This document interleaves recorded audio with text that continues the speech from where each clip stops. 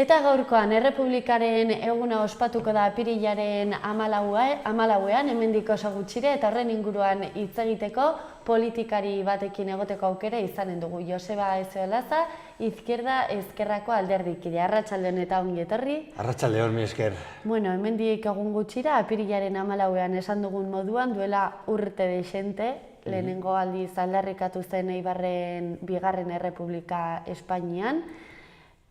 Urte asko pasa dira arez geroztik, nola eragin zuen Errepublika aldarrikatze horrek? Bueno, sekulako aldaketa sakona izan zen Errepublikaren etorrera.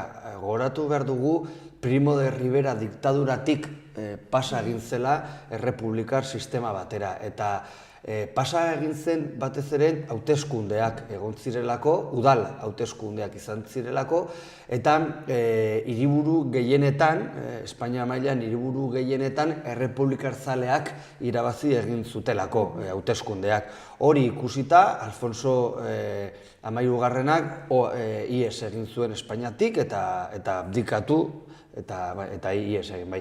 Eta hortik aurrera, errepublikazaleak, Manuel Azaña eta hauek presidente moduan jarri egin ziren, eta sekulako aldaketak egin zituzten. Batez ere, hiru ardatz, hau laburbiltzea oso zaila da, bai? Baina nola ez, aldaketa nagusiena nire ustez bat izan zen emakumeen eskubideen inguruan. Orain urte hartan ez zen izan nolaitere sufragio unibertsala. Bakarrik gizonezkoak bozkatzen zuten. Bueno, Errepublikak 31an, 1931an, ja emakumeen bozkatzeko eskubideak bermatu egin zuen konstituzioan. Hori sekulako aldaketa izan zen. Kontuan hartu behar dugu, adibidez, Japonen ez zela horrelakoak gertatzen, edo Frantzian, edo Italian, edo Portugalen ez zutela oraindikan emakumeen eskubideak bermatzen, eta Espainiako Errepublika hortan izan zen ere Europa mailan eta mundu osoan aitzindaria. Egia da, Estatu Batuetan, Mexikon, beste leku batzuetan bermatua zegoela eskubide hori, baina Europa mailan ez zegoen, leku gehienetan ez zegoen bermatu. Orduan hortan ere aitzindari izan zen. Bigarrenik, eta hor bai Nafarroan arazo larrienetariko bat zen lurraren kudeaketa, komunak edo amankomunezko lur eremuak kudeatzea, eta hortan ere sekulako borroka egin zen, eta Errepublikan nolait ere lurrak banatu egin zituen nekazari xumeen artean.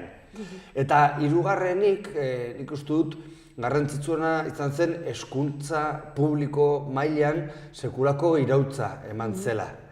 Lehenbizikoz, irakasleen paperari garrantzia eman zioten. Soldata igo egin zuten, bere lan eskubideak eta lan baldintzak ere bai gora egin zuten, eta nolait ere prestigioa eman zioten lanbide horri.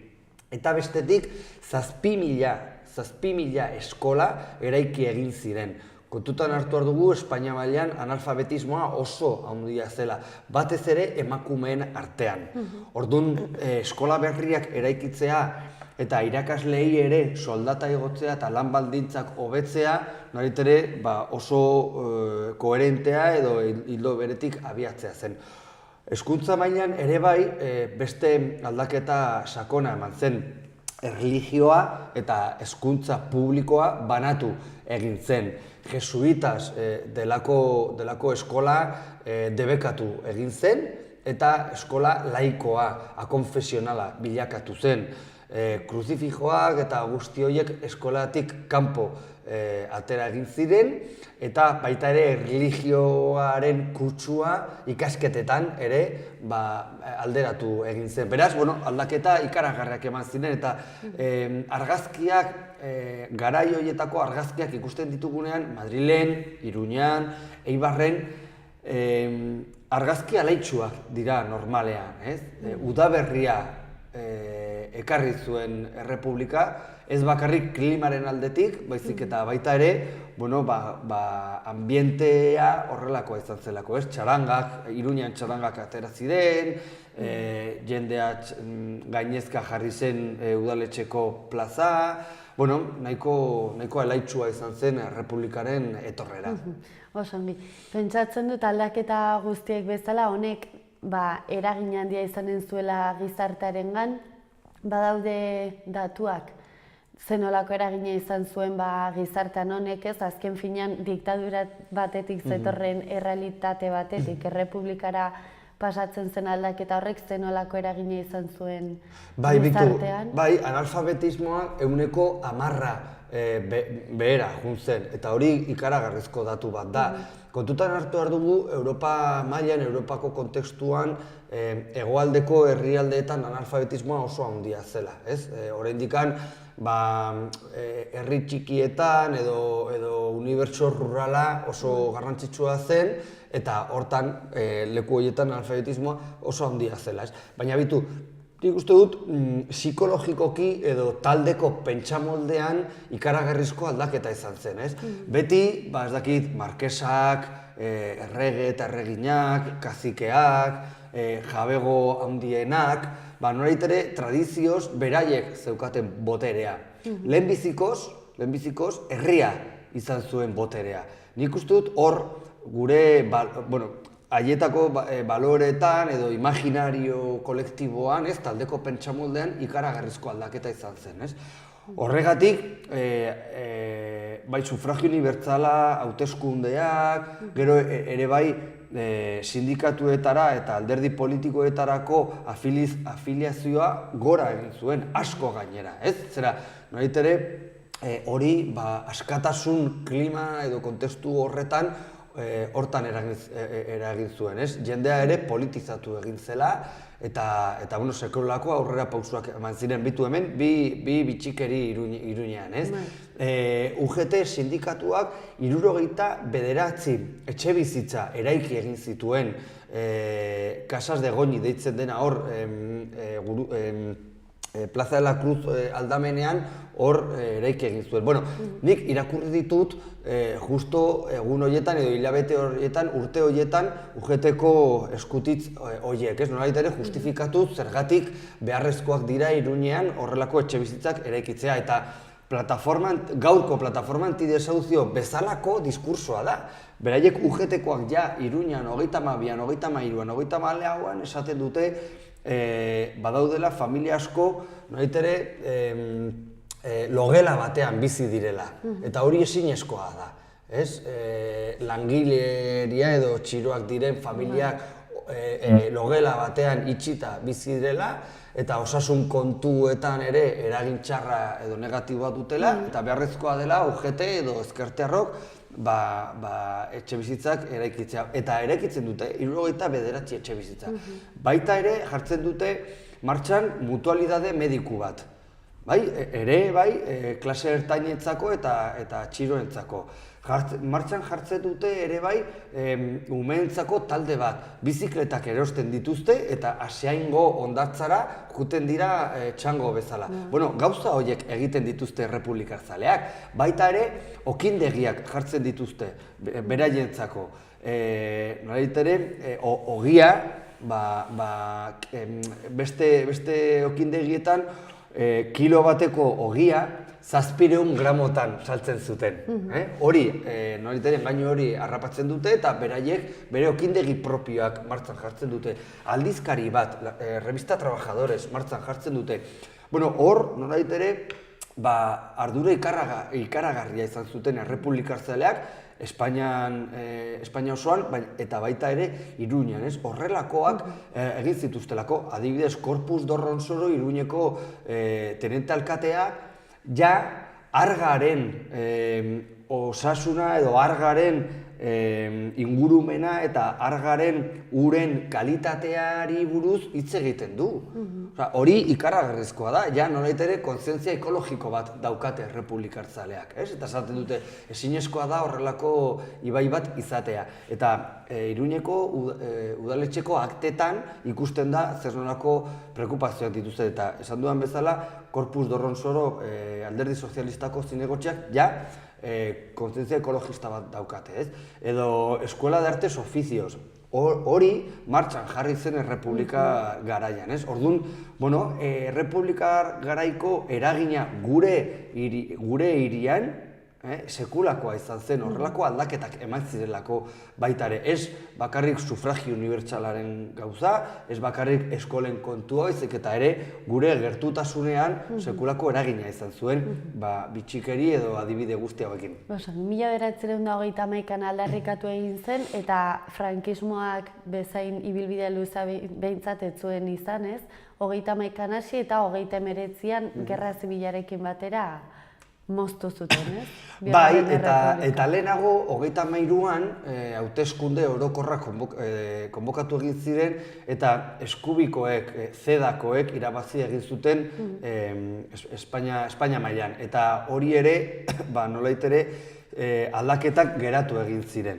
Orduan, 33ra errepublikarzale eskertiarrak gobernatu egin zuten, eta otsailaren 16tik uztailaren 18ra, kolpe militarra eman ostean, bakarrik 3 hilabete berriro ere Fronte Popularra gobernatu egin zuen. Orduan, errepublikak eskertiarra, eskerreko errepublikar bakarrik 2 urteen zehar gobernatu egin zuen.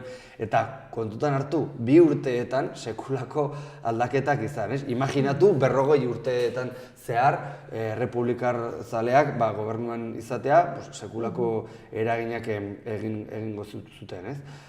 Hori izan zen gure historia tristea, kolpe militarrarekin ez zuela bakarrik jende asko erail, exiliora jende asko ere bota egin zuen, baita ere, ez dakit, aldaketa sakonak geratu egin ziren, ez? Kontutan hartu behar dugu adibidez, literaturan, edo poesian, edo antzerkian, sekulako eraikitzaileak zeudela errepublikaren inguruan. Alberti, Machado, Juan Ramón Jiménez, Lorca, María Teresa de León, poeta oberenak hor zeuden, belaunaldi horretan zeuden, eta frankismoak etorri zen momentuan, nolait ere, kulturalki ere iluntasuna ekarri zuten. Gune askotan, gune kulturalan, gune politikoan, gune filosofikoan ere bai. Orduan, ni uste dut, hau azpimarratu behar dugula. Errepublika garaian kultura, filosofia, politika, beste maila batean zegoen. Eta frankismoan iluntasuna ekarri egin zuen humanismo pentsamolde horretan. Eta hori, niri asko gustatzen zait literatura eta poesia eta idaztea eta sekulako tristura ematen dit belaunaldi horrekin amaitzea.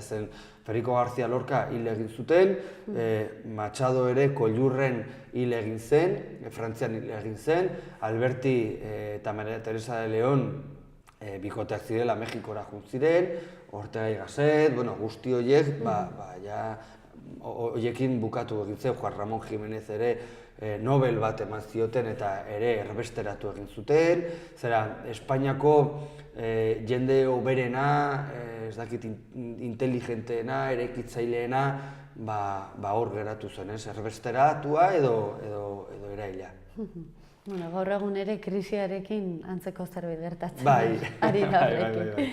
Dena den, gaur egun gelditzen zaigu bigarren errepublikaren zerbait gure gizartean, gainera ez dugu ahaztu behar gure sistema politikoa monarkia parlamentario bat dugula, ez? Bai, eta hori... Estatuko jefea erregea dugu. Eta hori sekulako... Errepublikatik pixkat urruti, ez? Bai, eta hori sekulako kontraesana da, ez? Nola posiblea da demokrazia batean estatu ardurona edo estatu jefea horrela erabakitzea, ez? Ez dakit, erdiarotik datorren idei batetik, ez? Eta ez bakarrik hori, baizik eta erakunde matxista bat da, ez? Zergatik da Felipe erregea, bere arrebak urte gehiago daukate, ez? Orduan, ez bakarrik berdintasun demokratikoen alde, baizik eta ere bai, genero berdintasunen aldetik erakunde zaharra da eta ere bai nahiko kontraesan nabarmena sartuta daude hori defendatzen dutenak, ez? Zer daukagu oraindikan errepublikatik, nik uste dut baloreak, ez? Giz, bitxikeri bat.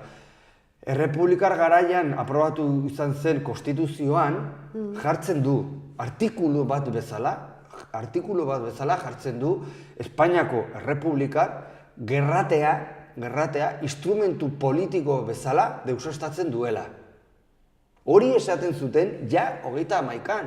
Behitu, zer nolako konzientzi bakezalea zeukaten ja 31an, ez? Osea, esaten zuten gerratea ez zela, bidegabekeri bat dela gerratea eta beraiek estatu bezala ez dutela inoiz ere hori erabili behar. Hori niretzako sekulako, oso intzindaria izatea iruditzen zait, ez? Kontestu horretan gainera, lehenengo gerrate eta bigarre gerratearen artean, horrelako deklarazio bat egitea, konstituzioan artikulu bat bezala gainera, niri uste dut, esanguratsua eta balore oso onak eta oso positibak daude hor atzean, ez?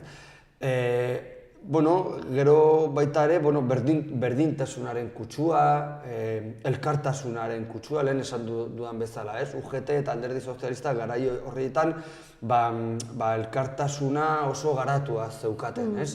Ia estatu paralelo bat eraiki zuten hemen Iruñean, ez? Eta, Espainia osoan, baina baita ere Iruñean, ez? Eta nik uste dut, hori, elkartasuna eta, bazterketa soziala pairatzen dutenekiko elkartasuna indartzea, hori balore bat da eta gaur arte ailegatu dena, ez? Nik uste dut balore askotan agertzen da, gero gaur sufragio unibertsala edo emakumeen aldarrikapenak iaia inork ez du dudan jartzen, ez? Horiek horren aintzindaria errepublikarzaleak izan ziren, ez? Maria Zambrano eta Clara Campoamor eta guzti hauek, ez? Ospatuko duzu Errepublikaren eguna? Bai. Aldarrikapen eguna bihurtu da, ez? Urtero aldarrikatzen dugu eta bi ildoetatik aldarrikatzen dugu. Apirilaren 14an ostiralan goizean gorazarrea egingo diogu Iruñean fusilatuak izan zirenei, hori tristea da, baina egin beharrezko gauza bat da. Eta gero arratsaldean ja festa egingo dugu, jaia egingo dugu eta orduan bai ospatu egin behar dugu, ez? Errepublika ez delako bakarrik tristura, lehen esan dudan bezala 31an, Iruñean zegoen ambientea laitsua izan zen eta ni hori ere aldarrikatzea interesgarria dela uste dut, ez? Egia da, gero 36an 3.400 errepublikarzale erail zutela, egia da horien memoria goraipatu eta berreskuratu egin behar ditugula, baina egia da ere errepublika eta tristurarekin ez dugula beti ere lotu behar, ez? Zena alaitasun handia ere bazegoen, ez? Udaberriarekin behintzat. Noski baietz, bigarren errepublikaren defentsaren alde egon ziren pertsona asko erail zituzten, eta duela gutxi aste honetan hain zuzen ere, hementxe Berriozarrondan Burutainen hobi handi bat aurkitu egin dute. Uste duzu asko falta zaigula oraindik gatazka hau gainditzeko eta zauri hauek sendatzeko? Bai, behitu. Nafarroan sekulako sortea daukagu 2013an, abenduan, gure memoria historikoaren lege propioa aprobatu zelako. Gobernu aldaketarekin lege hori martxan jarri da, eta jada, zuk esandako kasu horrek nolait ere islatu egiten du zer nolako jokaera daukan gobernu berria, ez? Lehen, familiarren elkarteak beraien kabuz, beraien sakeletik ordaintzen zuten exhumazio eta topaketa lan horiek. Beraz, noret ere, ardura pribatua edo ardura familiarra zen. Guk beti aldarrikatu izan dugu hori desagertutakoen arazoa, noret ere, ardura publikoa dela, taldeko gizartearen ardura dela. Eta jada, gobernu hau hori ulertu du eta burutainen emango den exhumazio eta topaketa lana ja Nafarroako aurrekontuekin ordaintzen da. Jasangarria delako familia batek bere poltsikotik horrelakoak ordaintzea. Hori ulergaitza da, hori gertatzen zen orain arte. Beraz, ikusten dut hortan ere sekulako aldaketa eman da. Baita ere, simbolo frankista edo aztarna frankistak deusestatu eta kentzen ari dira, hori ere sekulako aldaketa da. Memoriaren parkea ere hor dago eta hori ere sekulako garaipena izan zen, elkarteen, instituzioen eta gizarte zibilaren garaipen bat izan zen. Bestetik ere, hezkuntza mailan ere bai, ematen diren ikasgaiak errebisatu egiten dira. Beraz, bai egia da,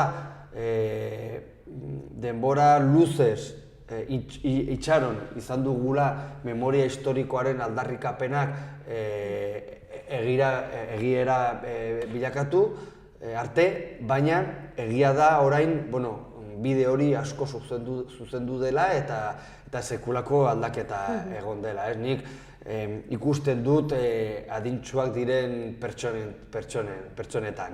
Beraiek ikusi dutelako edo bizi izan dutelako sekulako jasarpenak frankismo garaian, sekulako ahastura demokrazia garaian, eta orain hori aldatu da. Eta beraien diskurtsoetan eta beraien sensazioetan antzematen da. Beraiek ere psikologikoki beste egoeratan daudela.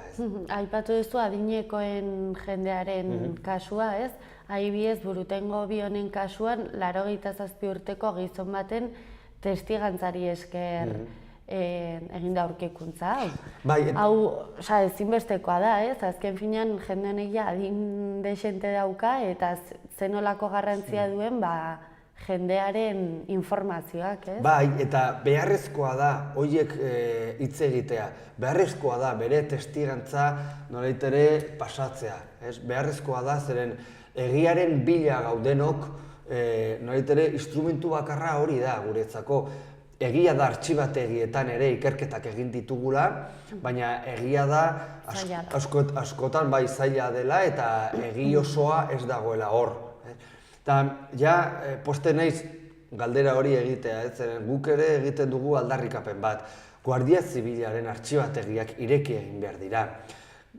Kasu gehienetan artxibategi horiek datu interesgarriak ematen dizkigulako, baina ezkaba gotorlekuan eman zen ihesaldiaren kasuan datu gehienak hor daudelako, Guardia Zibila eta Armadaren artxibategietan. Beraiek izan zirelako 207 preso atxilotu egin zituztenak, beraiek izan zirelako preso horiek fusilatu egin zituztenak.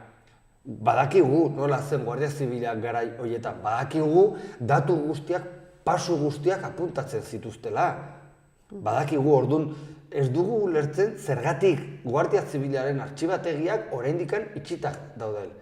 Ja, Nafarroako Parlamentuak orain dela urte bat eskatu egin zuen mozio baten bidez Guardia Zibilari artxibategiak irekitzea.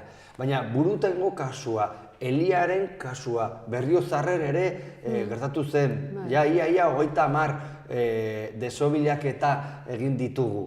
Oraindikan ezkaba gotorlekuan eman zen ihesaldiaren ostean ia 170 desagertu daude oraindikan. Horiek topatzeko behar ditugu artxibategi horiek, baina ez bakarrik hori behitu. Guk gure lehentasuna ez da ezurrak bilatzea edo ezurrak topatzea. Gure lehentasuna historiak topatzea da, identitatea, izenak, familiak topatzea.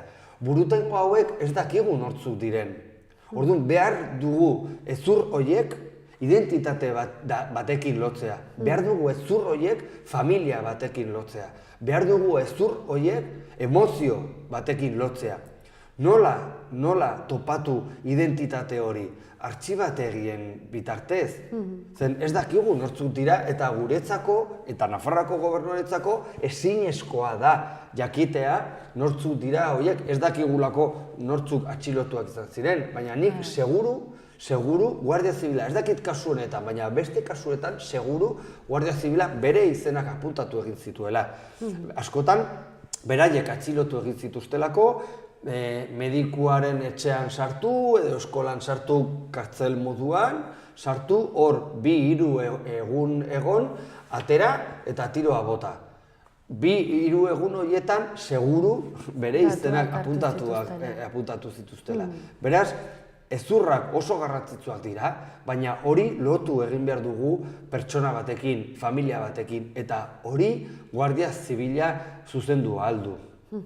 Bukatzeko, demokrazia baten zer iruditzen zaizu Nafarroako Auzitegi Nagusiak errepublikar bandera eragoztea parlamentuan? Bueno, ikaragarria da, batez ere bi arrazoiengatik. Alde batetik, urte askotan zehar jarri dugu errepublikar ikurrina edo bandera udaletxeetan. Askotan Castejonen jarri egin da, Iruñan ere jarri egin da, Koreian jarri egin da, eta ez da inoiz ere suertatu arazorik. Aurten suertatu da arazoa Carmen Alba eta Partido Popularraren paperaren eraginez. Bestetik, memoria demokratikoa edo memoria republikarzalea jorratu egin dugu elkarrizketa honetan.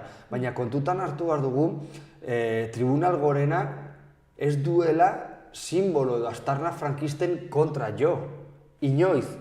Eta Nafarroako gobernuak atera egin zuen zerrenda bat, zenso bat, esanez 300 aztarna edo simbolo frankista baino gehiago zeudela Nafarroan. Zergatik ez du egin inoiz ere Partido Popularreko delegatuak horren kontra. Zergatik Carmen Alba ez du horren kontra udaletxe horien kontra edo Elizaren kontra egin simbolo frankista horiek paratzeagatik. Zergatik ez du horien kontra egin. Orduan, konparazioa nolait ere mingarria da, zergatik errepublika banderaren kontra eta ez simbolo frankisten kontra. Zer, mingarriena agrabio edo, bai, sensazio hori da, niretzako bintzat.